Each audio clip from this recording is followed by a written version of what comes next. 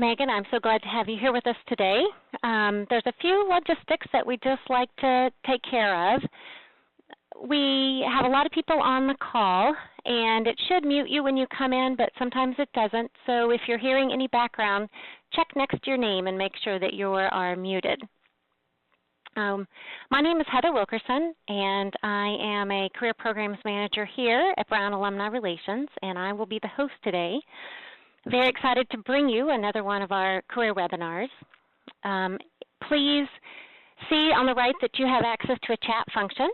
There are over 100 people on the call, so if you have a question or you have any technical difficulties, please send me a chat, and then we will respond to you. And whenever we have question breaks, I will throw those questions out to Megan. Just so you know, this is being recorded, and later on it will appear on our website. So if you want to view it again or refer it to another alum, you are free to do so.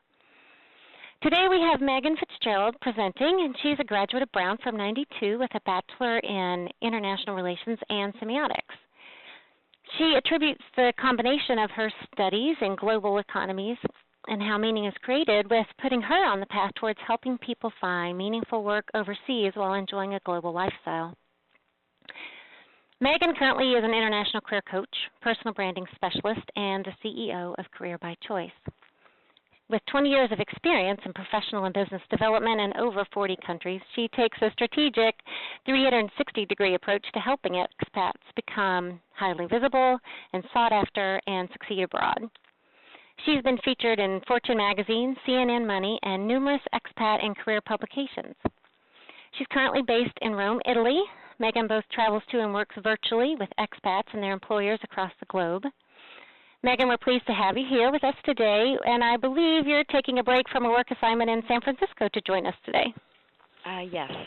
Thank you very much, Heather, for that introduction and for inviting me to present to my fellow Brown alums here. I'm excited to be able to talk about two of my most favorite subjects, personal branding and networking online. Okay, well, what I would like to do first is to start off with a quick poll. Now, Heather is going to post the poll answers in the chat window, and while I read the question, okay, which of the following statements would best describe how you define personal branding? Personal branding is applying the principles of product branding to people. Personal branding is the act of self-promotion or personal marketing. Personal branding is creating a snappy tagline, interesting elevator pitch, and nice business cards. Personal branding is what high-profile, ambitious professionals and entrepreneurs do to get ahead. Or personal branding is bringing attention and a strategic approach to what all of us do every day. So I generally start with this question when I'm talking to groups about personal branding because there are so many misconceptions about it. And these misconceptions can result in people being put off by it and in turn avoid doing anything about their personal brand, or they can attempt to build their brand in a way that is working against them rather than working to support them in their goals. See here. I think the results are just about to pop. They are. I had a few people still answering, so I was giving them just a few seconds to do that, and they should be up in about 4 seconds, okay? Okay.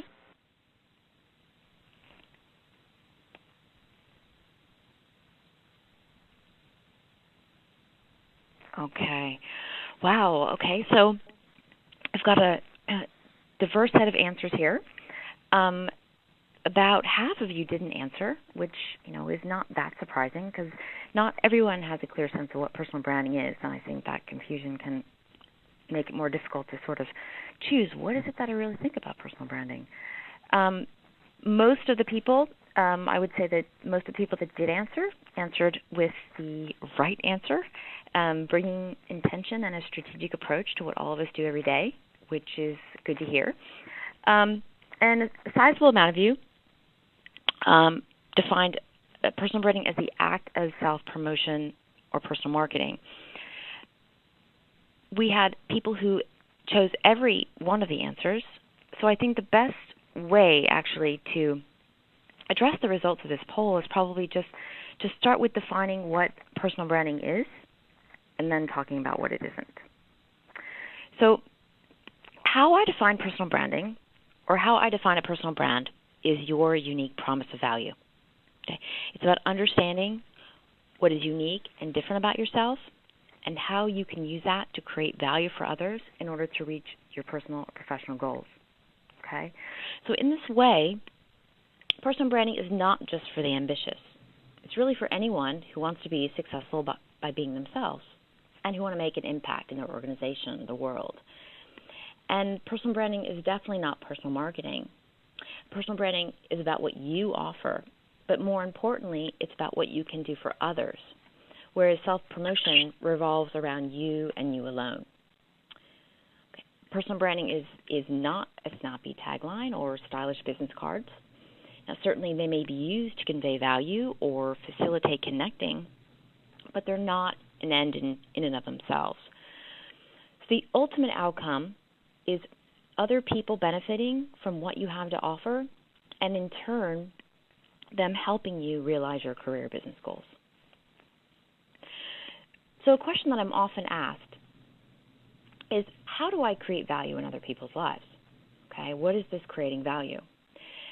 And what I tell people is that you can create value for others through the choices and the actions you take every day. Everything from a kind word, a bit of positive feedback, to sharing useful resources and advice, or even connecting people who are in a position to help one another. So be it through our choices or our actions, or lack thereof, we're actually building our brand all the time, which means, like it or not, we all already have a personal brand. So then, given that fact, the question really becomes, am I going to let others' perceptions of my unique value develop on its own and hope that it will support me in reaching my goals? Or do I want to maximize the power of my unique strengths and talents by taking action to clarify and communicate what I have to offer to the right people in the right way and realize my goals while also making a difference in other people's lives? And the question is really up to you. Now, I'd like to ask another quick question. Do another quick poll here. How many times have you taken action in the last month to do something to communicate or demonstrate your unique value to your network, your target employers, or your target audience? We have the options of 0, 1 to 2, 3 to 4, or 5 or more.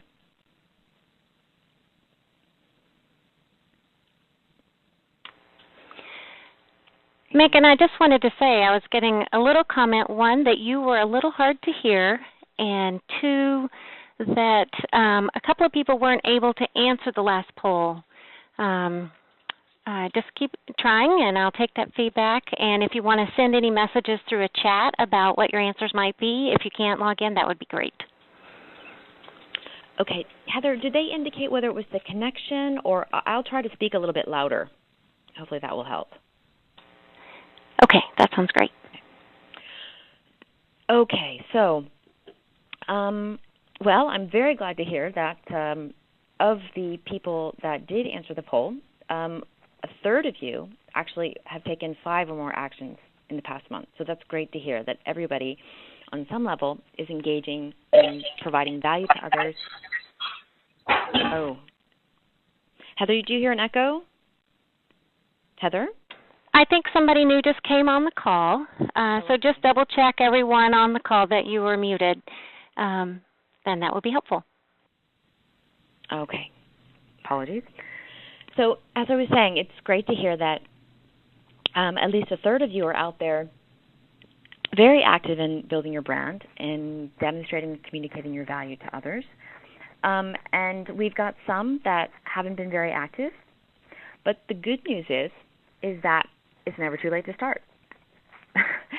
And really, as I mentioned before, it can really start with some very small gestures. It doesn't need to be a lot to start taking action today in order to start supporting the communication and sharing of your unique value. Okay? So Before we talk about how to get started actually building your brand, there's one thing I want to underscore, and that is, in order for you to benefit from building your personal brand, you must make sure that it is authentic. Okay? In other words, it has to be a true reflection of who you really are. Okay?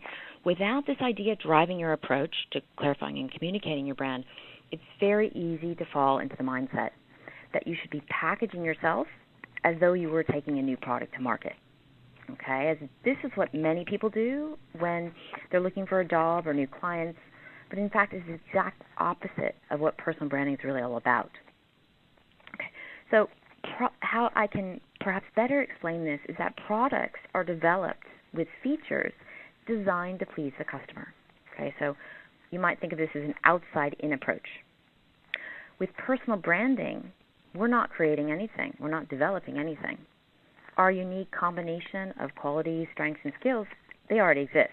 So it's just a matter of uncovering them, in some cases discovering them. This is more of an inside-out approach. And this is what I mean when I say that this is a truly authentic way of clarifying and communicating your value. Okay? When we don't take the time to uncover and understand our unique value, what ends up happening is that we tend to defer to some external definition or portrait of success. Okay? So then we end up trying to be something that we're not.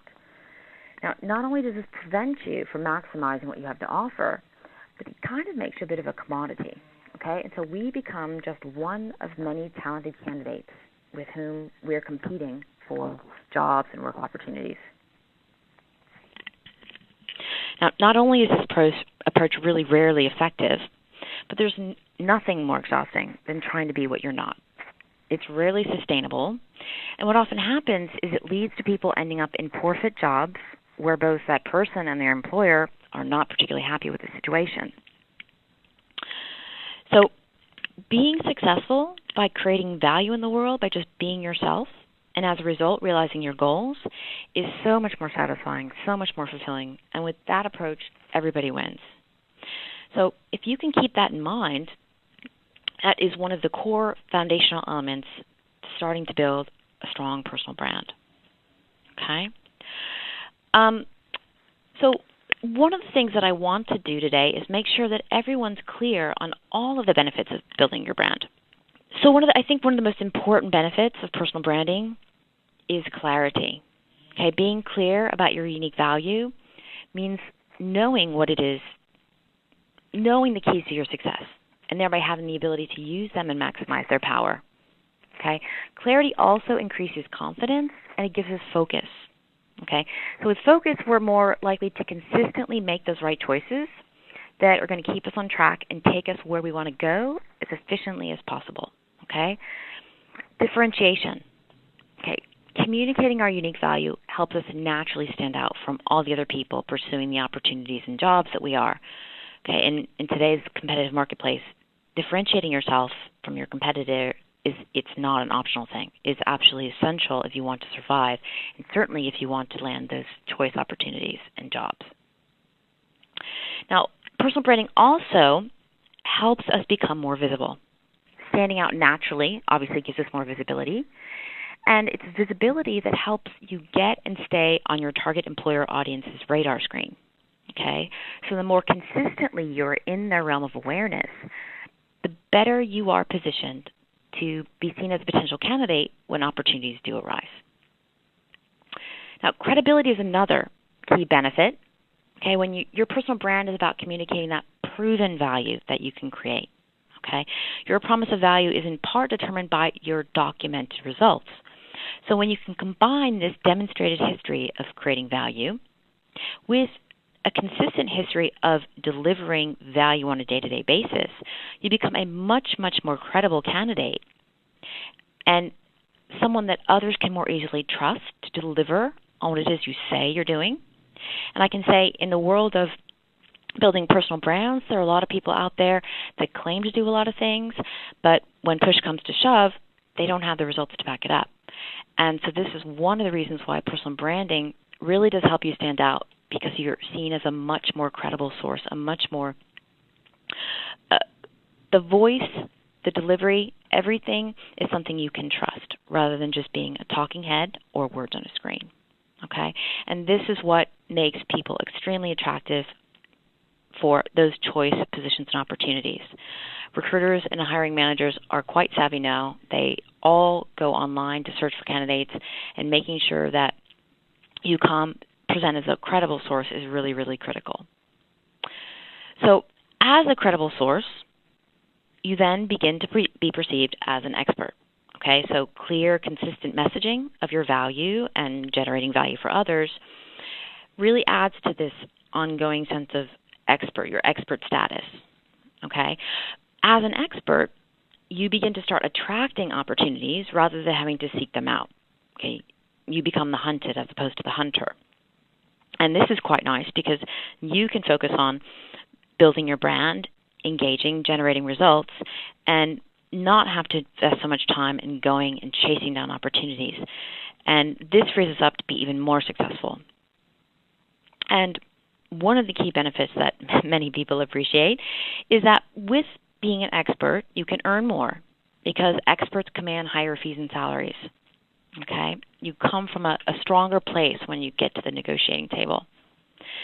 Now, for me, in part, being successful by being yourself is really the most fulfilling and effective way to realize your goals and maximize the ability for you to perform at your best at the same time. And so I think this is, in some ways, the most important because so many people are unhappy in their jobs. So many people are unfulfilled. And if we're spending a third of our waking hours at work, to me, that's really tragic that people aren't having the quality of life that they could by simply finding the right job and being able to really deliver the value that they're able to. So now, Heather, I don't know if there are some questions that are popping up. I don't want to move on ahead if there are people that have any questions. I just got a great question. Someone says, can you give us an example of some successful personal brands? Okay. Well, one that many people know, or two that many people know, Ben Cohen and Jerry Greenfield. Okay, Ben and Jerry. Ben and Jerry started their company many years ago with the idea that they wanted to develop a quality product while being socially responsible. Now, this was at a time where the combination of these two things, and certainly starting a profit-generating business was really unheard of.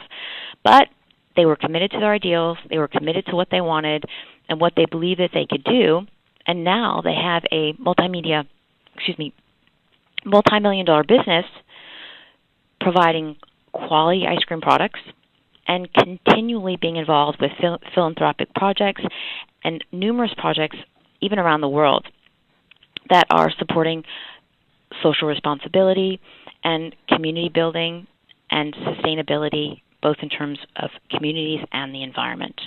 Okay? Howard Schultz is another person who, some of you may know him, Howard Schultz from Starbucks. He was someone who has always been inspired by the idea of community. Okay? Again, very committed to quality, very committed to community.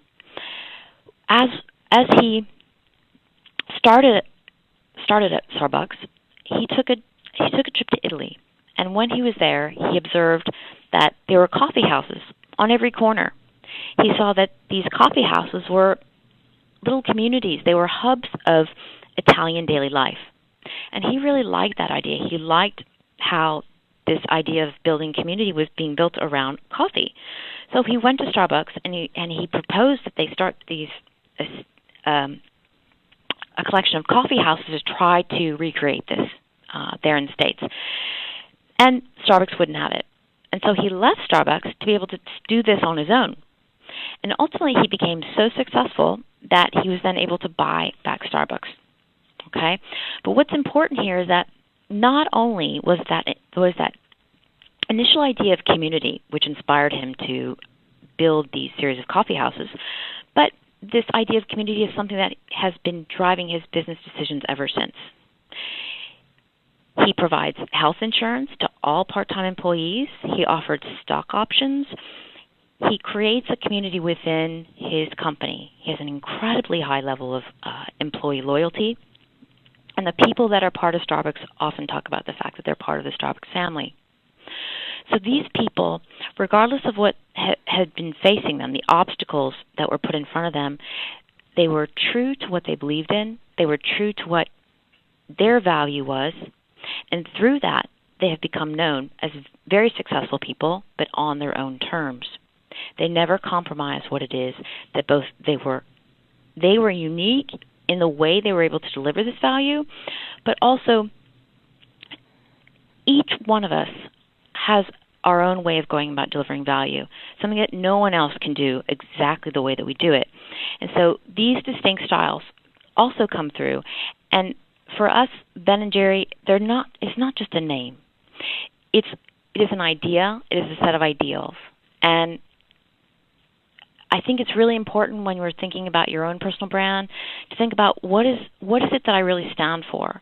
What is it that I would work to do, regardless of the obstacles in front of me? What is it that I believe in so that I would work towards even if I wasn't paid for it? Some of those fundamental questions that really can give us insight into the core of our personal brand essence. Now, I think the best thing that I should probably do at this point is share with you about how to go about clarifying your personal brand. Okay, and what I'm going to do is I'm going to share the 5-step process that I take my clients through. The first step is the what. What is it that you have that can create value in the world? Okay, I think this is the most important step personally, but unfortunately I feel that oftentimes it's the one that people want to speed right through, to sort of get on with things. In this step, what I do is I help my clients conduct a full inventory of all the things that help them create value, what I call brand assets. So these are things like a person's values, their passions, their strengths, their skills, their qualities, how they approach problems and opportunities, behavioral style, and more. We take the time to do a thorough job of investigating each and every brand asset so that we can truly understand how each one of them contribute to the value creation that is ultimately what is going to drive their success. Now, I use powerful DNA assessments that help my clients really understand how they think, choose, and act, which allows us to see how they're going to generate results with a high degree of accuracy. And I also use in-depth assessments to be able to unearth some of these other assets that I've just mentioned. However, there are a host of tools out there that will help you do this. What's important here is that you take the time to truly dig and take the time to really uncover what's in there, what's within you that's contributing to creating value. Because oftentimes it's the thing that you may not think really does anything in terms of adding value to the equation. That, in fact, might be that differentiating factor that will help you stand out and be a critical factor to your success. Okay. The next step is about the who. Who are the target employers or audiences that need to hear a person's message of value? Okay, so this step is really about identifying who can benefit most from the value that this person offers and is aligned with this person's values, passions, work styles, as well as being able to help them reach their goals.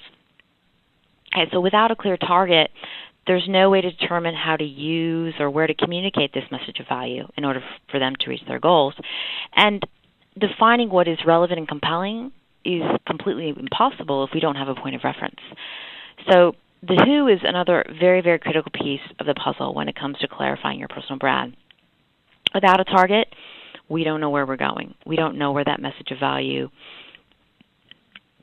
needs to be communicated and shared. So the next step is the how.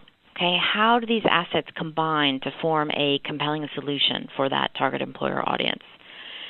So what we're doing here really is determining and articulating the compelling solution and value that a person can offer a target employer or their audience, their target audience. Now, being clear about this solution and value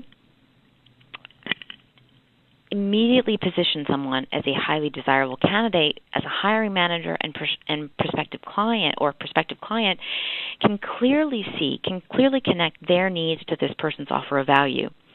Most of the time, people talk about what they've done, but they don't talk about what they do in terms of how it creates value for others. And so because personal branding is all about speaking in value-based language, you stand out immediately, and those people who need what you want immediately connect with that. It's one of the very, very powerful aspects of personal branding, creating that chemistry, creating that connection by simply having a clearly articulated and compelling solution. So the next step is, okay, so why is the why? Why should someone choose you over others?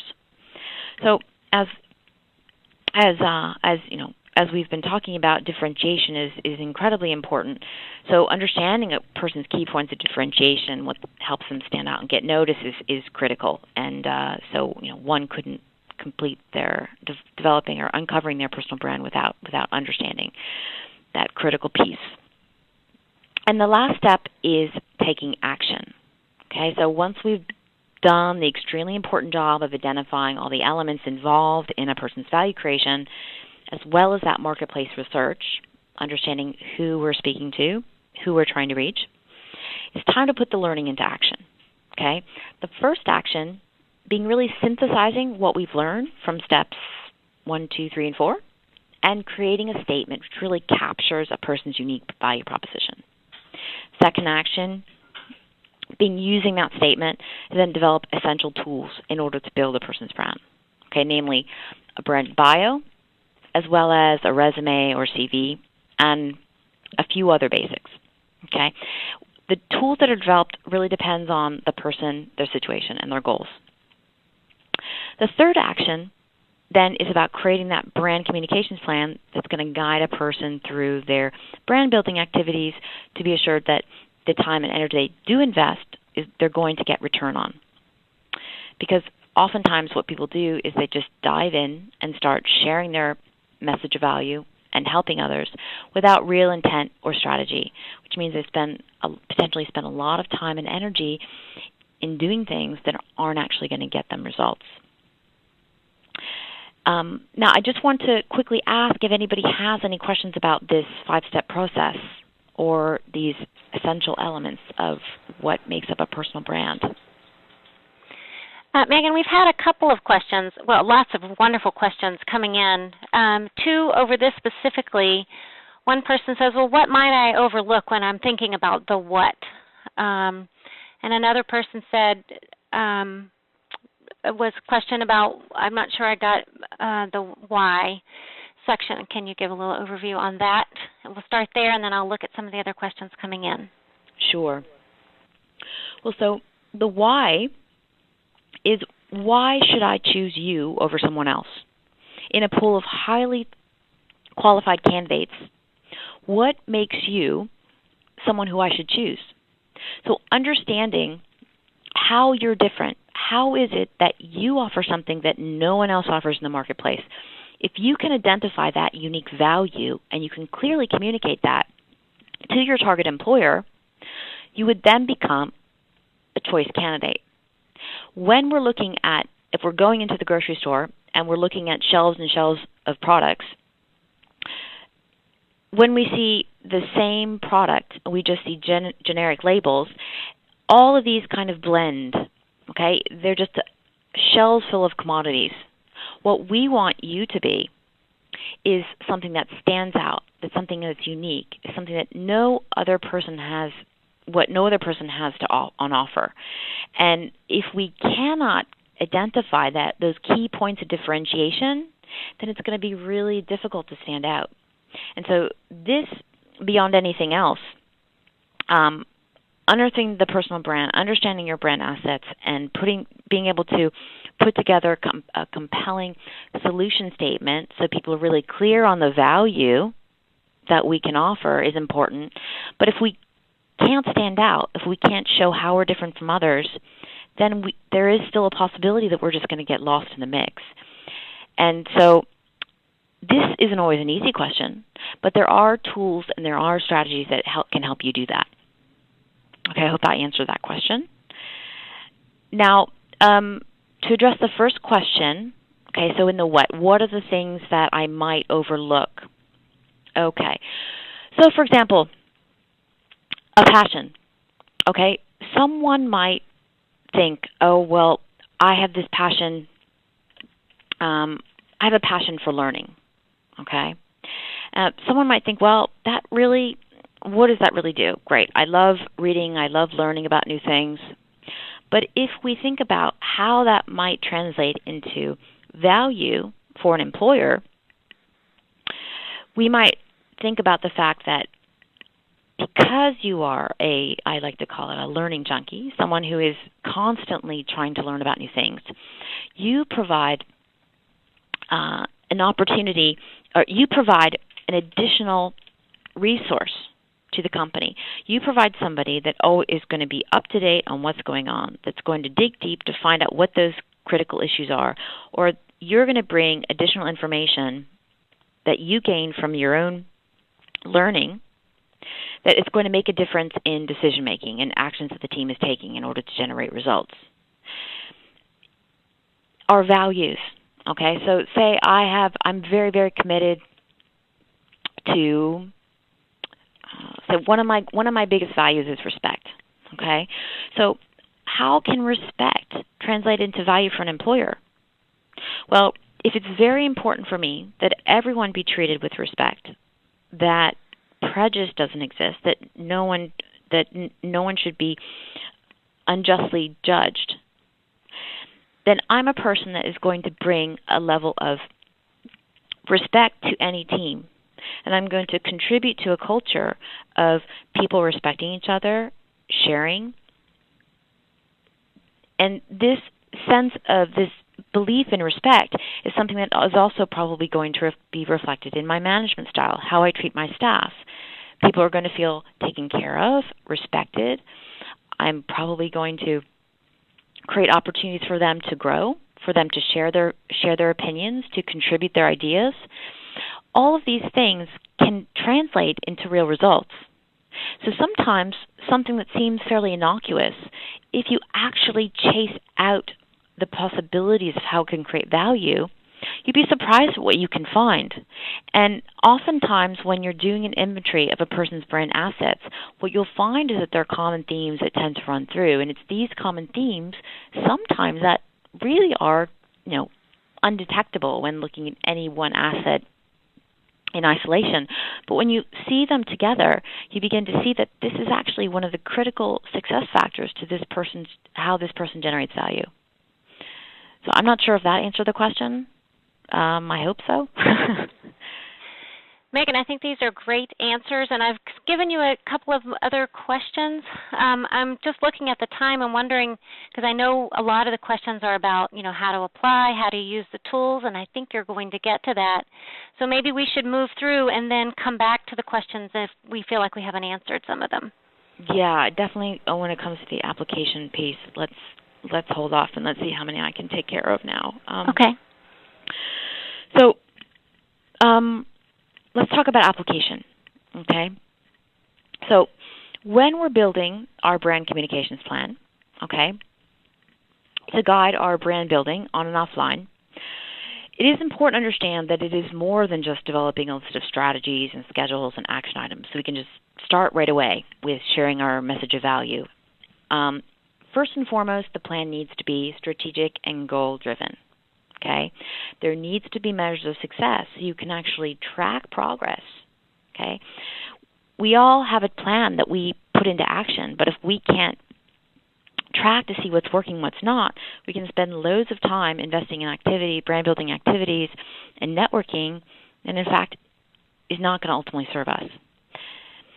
The tools we use to build our personal brand, they need to be designed to speak to our target audience. Okay. So if I decide that I am going to develop a newsletter, okay, to share my level of expertise in something related to personal branding, if I am trying to reach a CEO the likelihood of a CEO taking the time to read my newsletter is quite small. So if I'm interested in conveying the power of personal branding and I'm trying to reach CEOs, I would certainly not use a newsletter to do it. I would probably try to find shorter, quicker ways to communicate these ideas and in ways that would be easily accessible. Okay? The strategies selected also need to be able to reach the target market as well. So if you're targeting, for example, you want to work with the educational system, you're interested in being a school administrator, okay?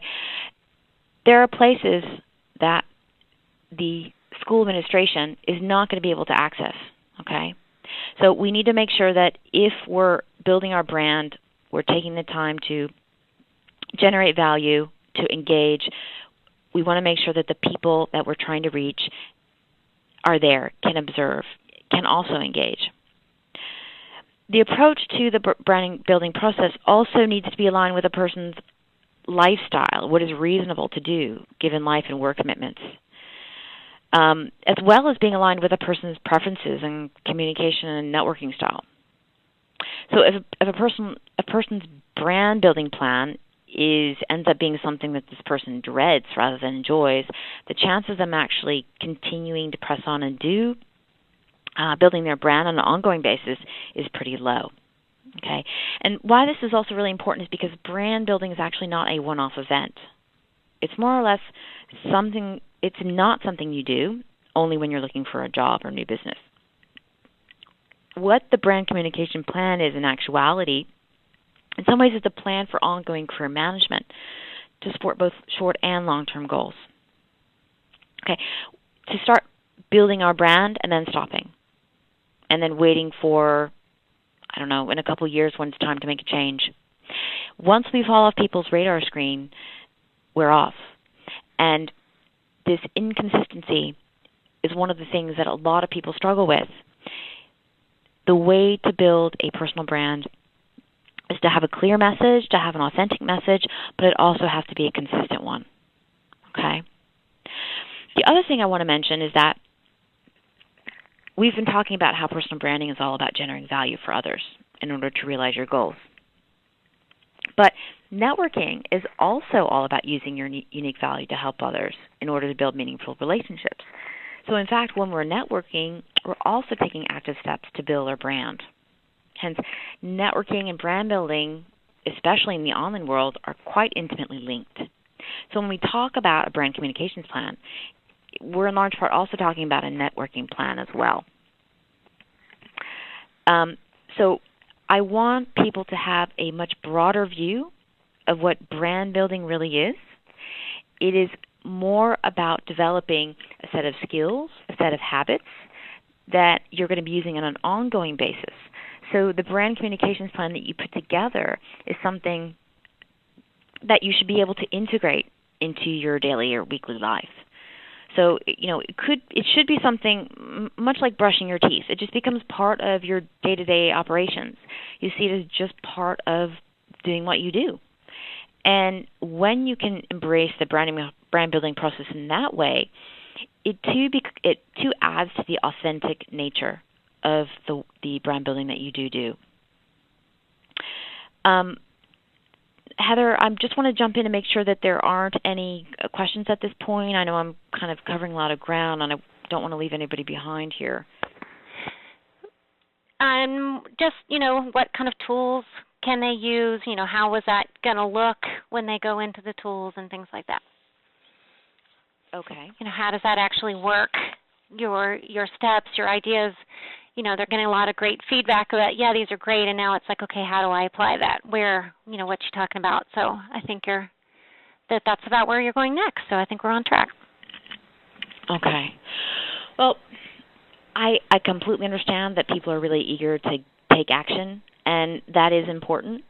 But what's also important is because there are so many misconceptions about personal branding, and because it's some of these fundamental principles that are quite different from what most people do, it's really important to really get these, because then it can inform your actions actions that will actually help you get to where you're going, okay? So another thing that is really important for you to understand, okay, and I promise then we'll get to the brand building strategies, is understanding your online reputation, okay? When we're building our personal brand online, when we're building our network online, we're actually working to create an online reputation, okay? And the reality of today's world is that what people find out about you online is who you are, okay? Google has become the ultimate reference check. Okay, so people are Googled all the time by colleagues, clients, hiring managers, recruiters. In fact, really, I mean, anyone you meet could go about and then Google to see what you're all about. Most employers and recruiters are using LinkedIn to source passive job seekers. Up to 85% of employers are using information they find online in their hiring decisions. And you may be surprised to know that almost 70% of employers have reported that they've actually decided against hiring a candidate based on what they found out about them online. Okay. Colleagues also use this information to assess a person's professional reputation, and service providers are most definitely Googled by prospective clients and then evaluated based on what they read. So with the amount of people potentially using the information about you online to make assessments about you as a professional, you as a business owner, or you as a candidate for a job, it's really important that the information they find about you online is the information that you want to know, that is focused on your message of value, okay, and is truly focused on the target audience, not on you, but on the target audience, their needs, their issues. One of the key goals of your brand building efforts online is to ensure that this information about you does in fact support you and work in the pursuit of your career and business goals. I cannot tell you how many people have come to me frustrated because they've spent whole loads of time investing in building their brand and building their networks online, and then when we sit down and actually look at what Google says about them, the story that Google tells, it is so far from what they need that story to be saying in order for them to reach their goals that we have to go back and actually undo a lot. Okay, we have to actually work to start changing that message, changing the story. So getting it right the first time, okay, is much easier than going out there and starting to haphazardly share and then having to rewrite the story, okay? So taking the time to really understand what your brand is, what your message of value is, who should I be speaking with, not only is taking the time to get this right from the get-go, but it also, you end up saving a lot of time and energy and frustration. As many of you know who spend a lot of time online networking can easily suck hours out of your day.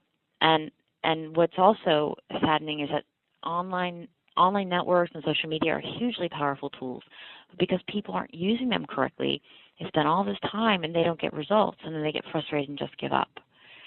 So I hope that some of the things that I'm talking about today really sink in. And I believe that if some of these principles can be embraced in you taking action, it's really going to help you be a lot more strategic and avoid some of the very common mistakes that I see in working with people. So now what I'd like to do actually is to stop for a moment and ask people to open up their browser and go to google.com and enter your name in quotes in the search engine. Okay, hit enter, and then let's see what your Google results say about you. And if some people could share in the chat box what they found, then Heather can perhaps share with us what some people are saying. That's great, Megan. I've sent you a couple of questions. I don't know if you can see them in your chat box. And there's some more coming in. A couple of people said, well, my first is my LinkedIn profile. I think what's interesting is that a couple of people have said, you know, what's the difference between your brand if you're a solo person versus a, you know, a large entity, and you're talking about that. I think going on Google sort of shows you that. Let's see. First 4 results are about John Lennon's wife. Thanks for that fun one. Fellowship, I'm doing one on LinkedIn. Let's see, my company. Local politics and meetings I'm involved in. Let's see. Twitter results. So articles that I've written, charitable involvements, video presentations. Oh, so in some cases my 5K results, I like that one. Well, it's great to hear that. It sounds like some people, what the Google results that are coming up on page 1 really are highlighting some of the things that they're doing and some of the value that they're creating in the world. I suspect that there are others that are not really finding information about themselves online, or what they are finding doesn't really say much. And what I want for all of you to do after this call at some point is to really click on those links and imagine that you were someone else who is trying to learn about you based on that page 1 results. Now, would that be the message that you'd want people to be reading about you? Is that what you'd like people to learn about you? And if not, then it would be important for you to begin to take action in order to start creating a stronger online reputation, okay? So let us then move on and talk about some of those individual brand building strategies, okay? Given the fact that the tools and the strategies that we use need to be customized to our target, to our goals, and taking a more integrated approach, looking at how the tools and the strategies work together, something that's also important in order for you to maximize your time and your energy. But what I'm going to share with you is just some of the more common brand building strategies, so that some of you can start percolating on what might be good strategies for you.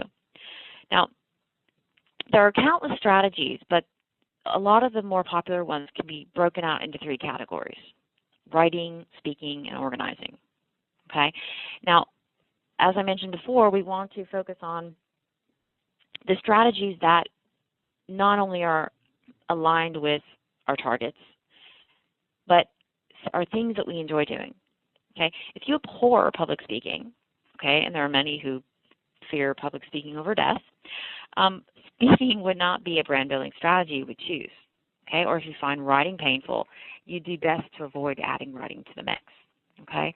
So it's really important that the strategies that you choose are ones that you enjoy using, because as we mentioned before, these are really about building habits. These are things you're going to be doing on an ongoing basis. So examples of writing strategies to build your brand online could include writing online articles, guest posts on blogs, creating your own newsletter, writing an ebook or a white paper. There are all kinds of applications that you can create and publish online. Examples of speaking strategies include speaking at telesummits, running a teleseminar or webinar like this one, or being a guest on a podcast or an online radio show, or even starting one yourself. Examples of organizing strategies to build your brand online include organizing online events or building and managing online communities or groups. Okay? Web-based portfolio sites are really great means of building your brand online, because now these types of sites actually allow you to call numerous different sources in order to convey your value. So sites like visualcv.com, you can post your branded bio, your resume or CV.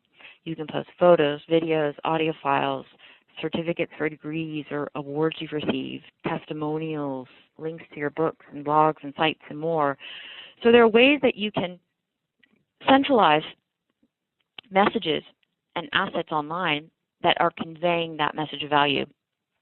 And by consolidating them, you can bring someone to a central point of contact. And from there, then a person has an opportunity to really experience all of you in all these different ways. So that said, one of the more important ways for you to build your brand online is through online profiling sites and through online networks, okay?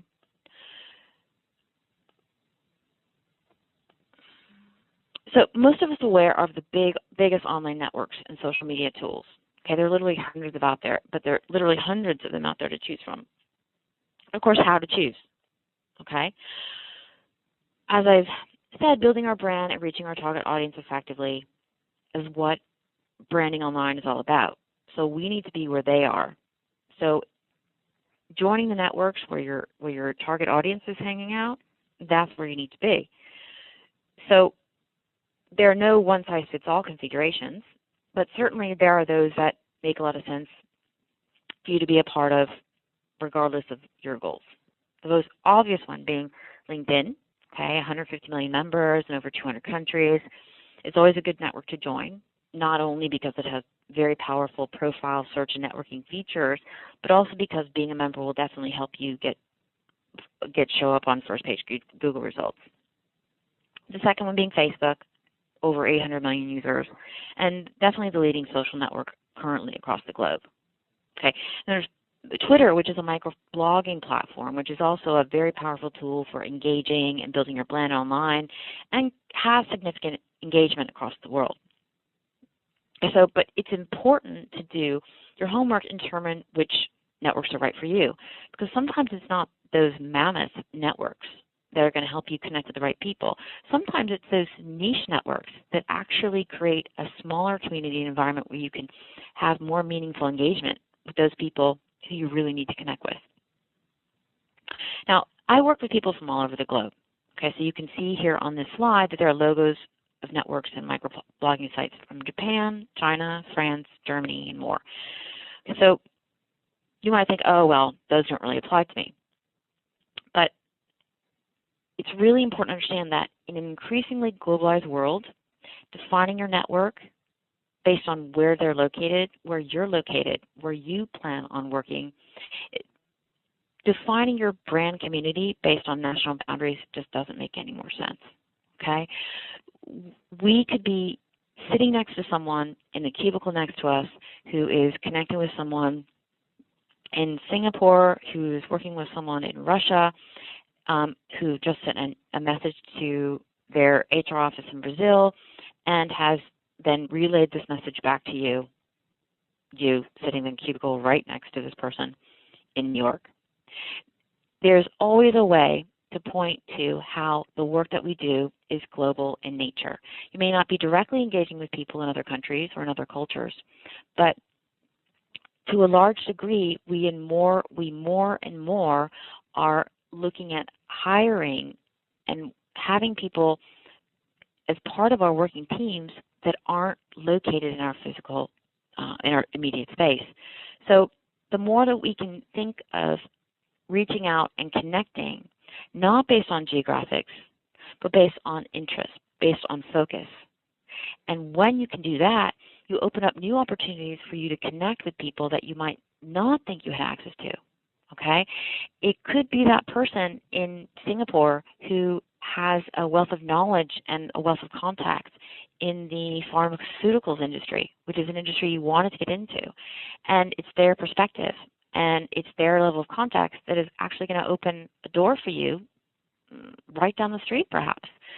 So really take the time to think about, how can I reach the people that I need to reach? And what other networks can I join besides, the ones that most people do join, LinkedIn, Facebook, Twitter? Certainly it's important that you maximize the power of these tools, these larger major tools, but really do take the time to look and see if there are other tools out there that can really be in support, in some cases more support of your ultimate goals, okay? So I would say that if there was one thing that you could do to build your brand online, I would say it's blogging, okay? It really is the most effective way to build your brand online. You can showcase your thought leadership, your subject matter expertise. It definitely positions you as an expert, and you're creating value for anyone who reads it, okay? You create opportunities for conversations with your community, either via direct contact or comments.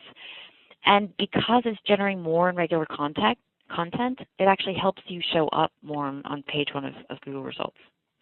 And also people get a sense of who you are, what you're about, and so they have a much greater appreciation of what you have to offer, which bodes really well when candidates are competing for an employer's attention.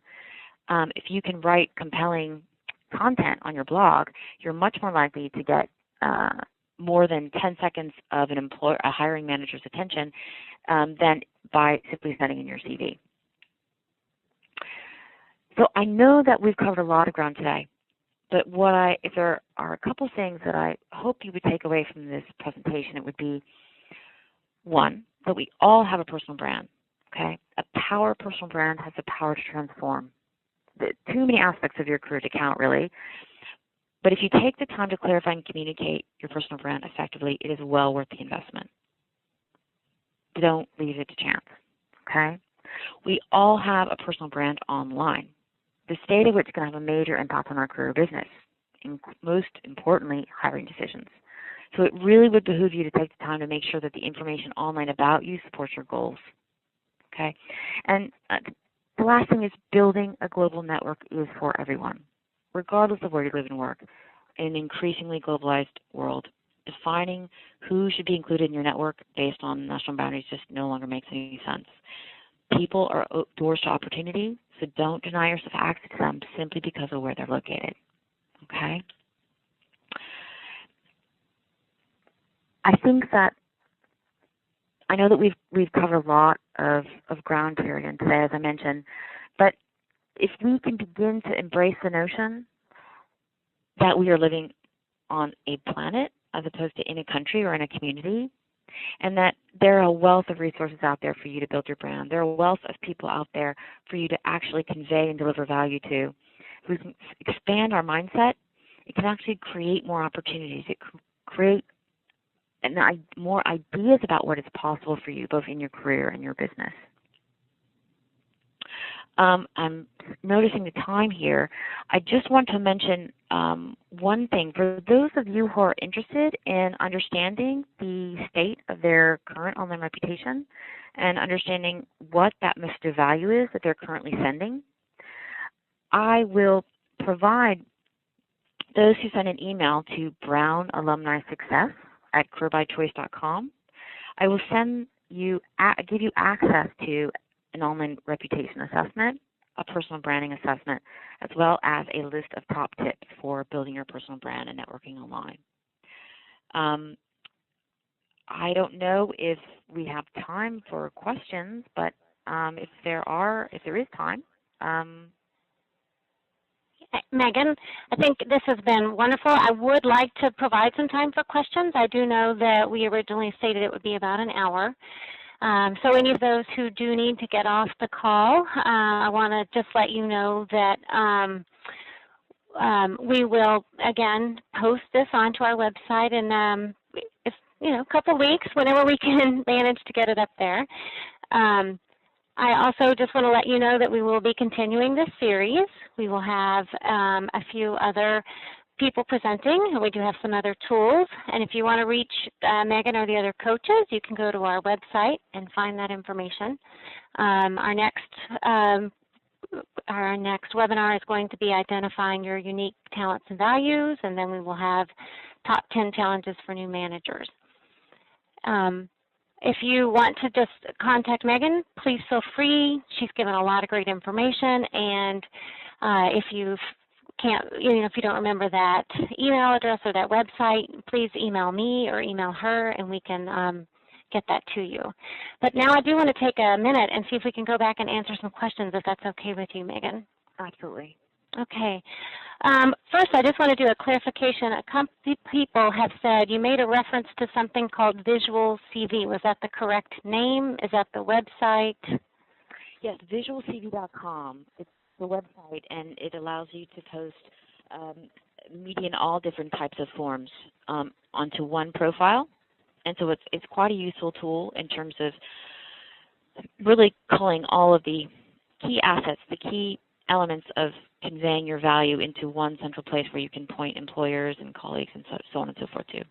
If you say it one more time, I'll chat it out to everybody. Sure, visualcv.com.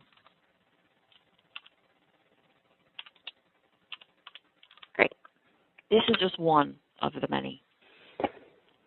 If you do send an email to brownalumnisuccess@careerbychoice.com, I will try to provide a list of some of the sites that I have mentioned today, as well as some of the ones that I haven't, so you all can have some additional resources, because I understand that there's a wealth of resources out there, and I just simply wasn't able to share all of them. Yeah, there was several questions about blogging. How do you get people to read your blog? Let's see if I can scroll through some of these. Just stating a little bit more about it. Is there a central place that's a way to learn about blogging? Well, first and foremost, honestly, it starts with clarifying your brand. There are millions and millions of blogs out there, and there are hundreds of thousands that are being started every day. So the competition for people's attention in our ADD world is extremely high. So if you have a clear message of value, if you have something, an idea, something you're passionate about, and you write about it in a compelling way, in a consistent way, and in a way that isn't being talked about out there already, okay, then you're going to command attention. Then you're going to get people to sign up and come back, okay? What a lot of people do is they just start blogging. And so people blog and they talk about things that a lot of other people talk about. So you get a new visitor who arrives and sees the site and reads and doesn't see anything new, doesn't hear anything new. Oh, well, you know, I'm reading this on this type of stuff on one of these other blogs that I'm currently reading. Unless you can start with highly differentiated content, with content that isn't out there, okay? And it can be content that's out there, but it doesn't have your unique perspective. Providing your take on it, adding value by adding what you believe, your insight into a particular situation or idea, that's what's going to make that content very differentiating.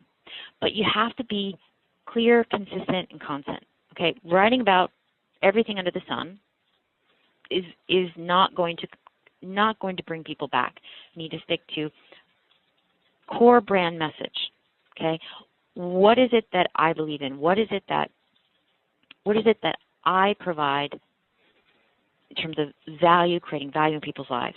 Okay, so on my blog, I consistently post about things related to expat careers, expat businesses, how to build your brand online, how to online networks.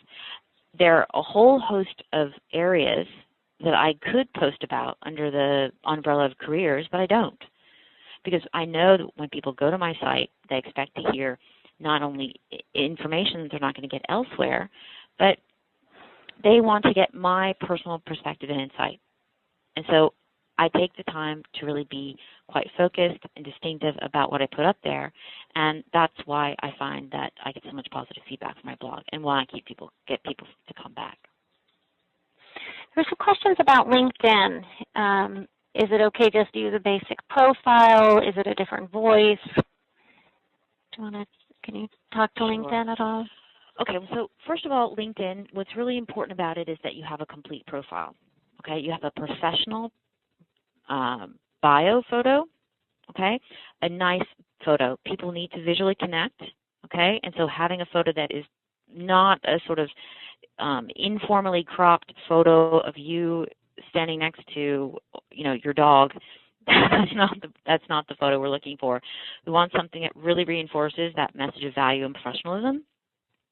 We want your tagline to be something that is compelling, that talks about your value, not about your job title, which really doesn't mean much in today's world. We want to make sure that you have a powerful summary, okay? You want to make sure that you're using applications that, again, are reinforcing value. Maybe it's that you are providing a book list, your Amazon reading list, which talks about the things that you're reading about, okay? That shows where your interests lie. If you do have a blog or you do have a Twitter account, you can attach those feeds to your profile so that people can get that updated information. Making sure that you're filling out, you're joining groups, okay, and you're active in groups, following companies online, engaging, posting in the questions and answer section, being involved, using your updates feature, okay, sharing information, being active, being engaged, having a complete profile, and making sure that that clear message of value comes through those are the most important things.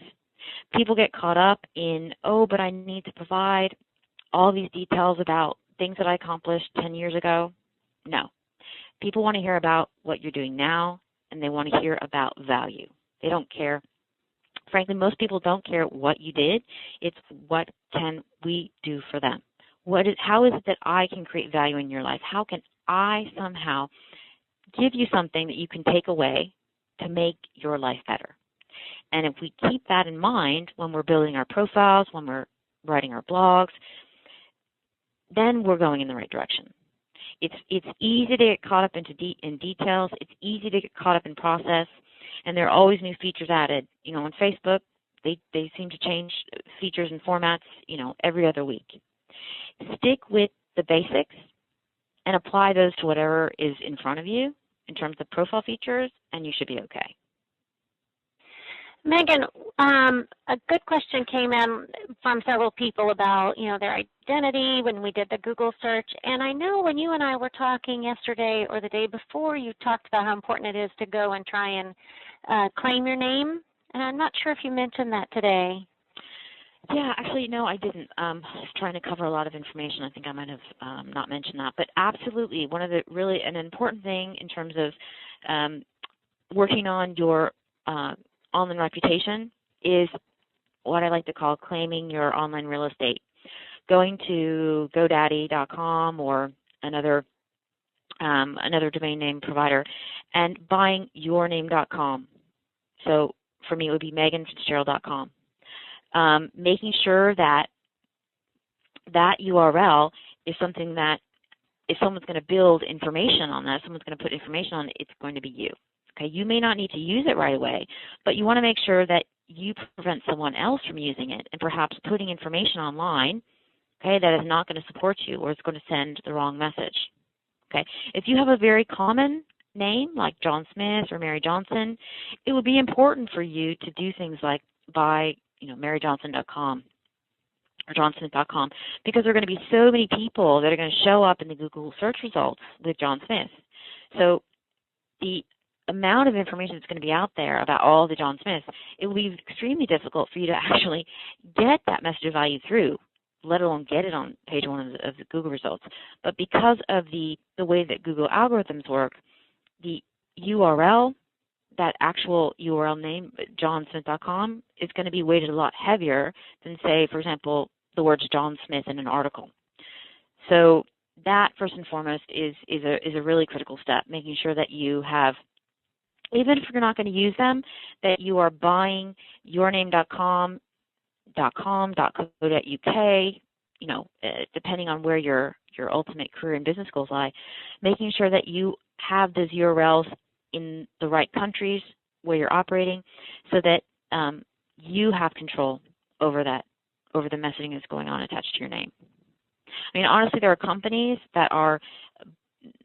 families who are naming their children before they're born and then going to companies that go and buy that babyname.com, that are already starting to protect that baby's online reputation before they're even born.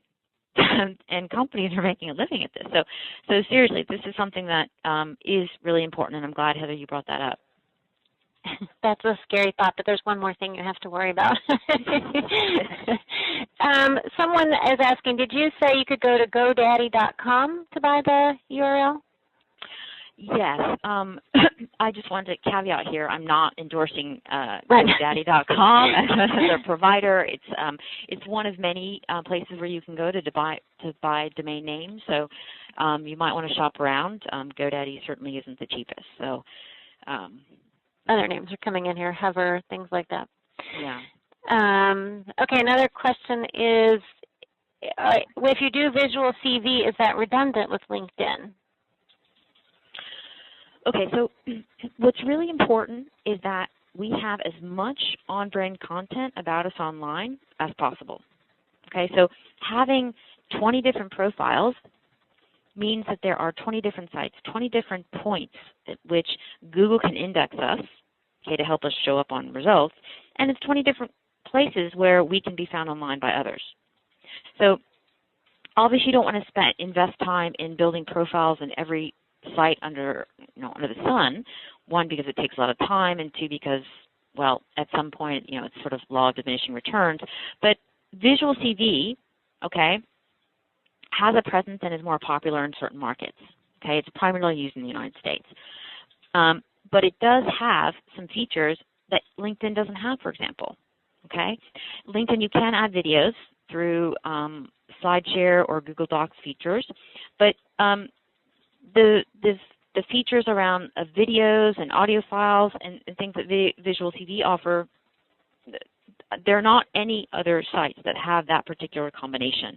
So if you have, for example, audio files, if you have a number of videos, Visual is fantastic because it makes it very easy for you to post up and for people to access that content. But don't ever think about posting online, on-brand information about yourself online as redundant. The more you can put up there, the better, okay? And the more ongoing and updated content, right? So this is why blogging, this is why engaging online, where you're constantly generating new content, giving Google more material to go through an index, okay, which then helps in terms of boosting our Google results, is important. So the short answer is put on-brand information online as much as you can. Does that answer the question? Yeah, that was a great answer, Megan. And you've given us a ton of information. How are you doing on time? I'm okay. I have a few more minutes. Okay. Megan is catching a flight today, so I don't want to make her late.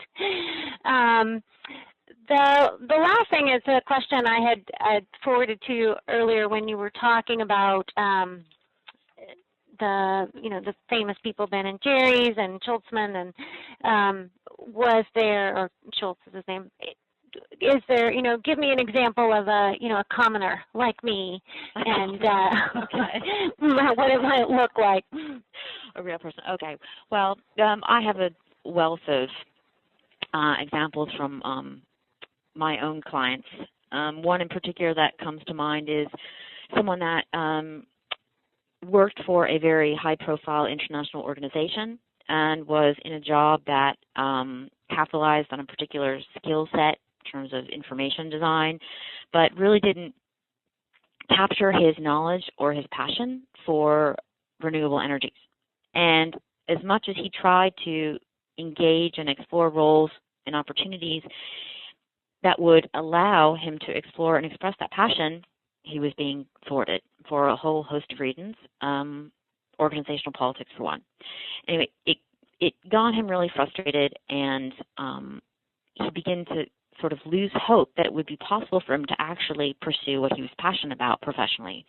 And so what we did was we were able to clarify, okay, what it is that he wanted and the perspective that he brought and his expertise. And we used we used a blog, in fact, as a means of helping him to create his own voice, okay? We used a number of different brand building skills. Okay, this particular person is an incredibly electric, he's got wonderful energy and connects people, and so for him, engaging with people face-to-face, being involved in different activities was an effective way for him to build his brand. But through networking, online and offline, through building his blog, through traveling and doing presentations, through being engaged with certain communities and different universities who are doing research in renewable energies, he was able to introduce a new idea and coin a term. Okay, I didn't ask for his permission, so I'm not going to share more than that. But he was able to coin a term and a new type of renewable energy. Okay, so he went from being someone who was frustrated and sad and doing information graphic design work to someone who's a pioneer in his field, now has a blog that has an active following. He is pursued by people all over the world. He now presents all over the world. He has received awards for his presentations, and he's connected with thought leaders in the realm of renewable energy that he's in. Okay, and that happened over 2 years. So honestly, he wrote a book. He also wrote a book, and that book also really helped him create the visibility and the credibility that he needed to, be able to be invited to these conferences and present to global audiences. So it is really possible, and honestly, I have numerous stories I could share with you about quote-unquote commoners or normal people. I'm one of those normal people. We're all normal people. We all were, came from my mom, and we grew up, and, we all make our way in the world. And I think, honestly, people are our worst enemies. We say, oh, that's not possible, oh, that's not possible. Well, until we've tried, can we really say? I've just worked with so many people, and I've seen so many examples of people defying what everyone thought was possible, that I really, everything is negotiable. Everything is possible. Until you prove to me that it's not, I'm not going to believe you. So really, question is, oh, I can't do that. Oh, I'm not a Howard Schultz. Oh, I'm not a Ben and Jerry. Well, you could be. You could be. I think that's a great note to end on, Megan. That's a thought we all need to remind ourselves whenever we're struggling with the job search or struggling with, I'm in an unhappy role in a job. And I really appreciate your time today. It's been a wealth of information. I feel certain you're going to get some contacts. I've had tons of thank yous coming through the chat to you and saying it's been a wonderful presentation. Please check us out if you want to see other webinars or to see when this webinar might be posted online. Megan, have a safe flight today. Okay, thanks, Heather. Thanks, everybody. Have a great day. All right, thanks for listening. Bye.